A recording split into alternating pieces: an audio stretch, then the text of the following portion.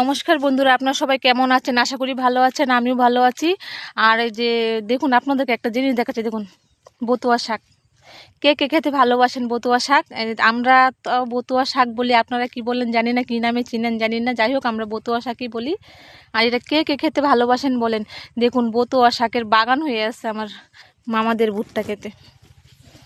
দেখুন অবস্থাটা, দেখছেন? দেখুন,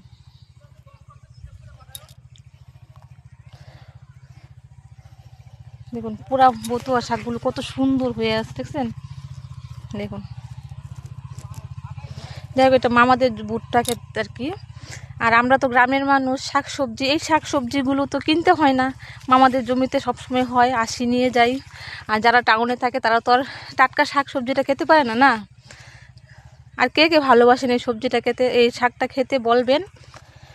না, ভাবলাম না আপনাদের সঙ্গে একটু শেয়ার করি বতুয়া শাক। আর দেখুন, এখনই আসলাম, কতগুলো শাক উঠাই বলছে, এক প্লাস্টিক, দেখছেন? 10 মিনিট হলো আসলাম, 10 মিনিটে এতটুকু উঠাই ফেলছে। তাহলে আর 10 মিনিট হলে আর কতগুলো উঠাবো? কিন্তু এত শাক নিব না, এতটুকু নিয়ে যাব। যাই হোক, আপনারা কে পছন্দ করেন আর কে কী নামে এই শাকটাকে, আমরা তো বতুয়া শাক বলে ডাকি, আর আপনারা কী নামে চিনেন এই শাকটাকে বলবেন। আর সবাইকে শুভ বিকেলের শুভেচ্ছা। সবাই ভালো থাকবেন, সুস্থ থাকবেন, এটাই কামনা করি। নমস্কার।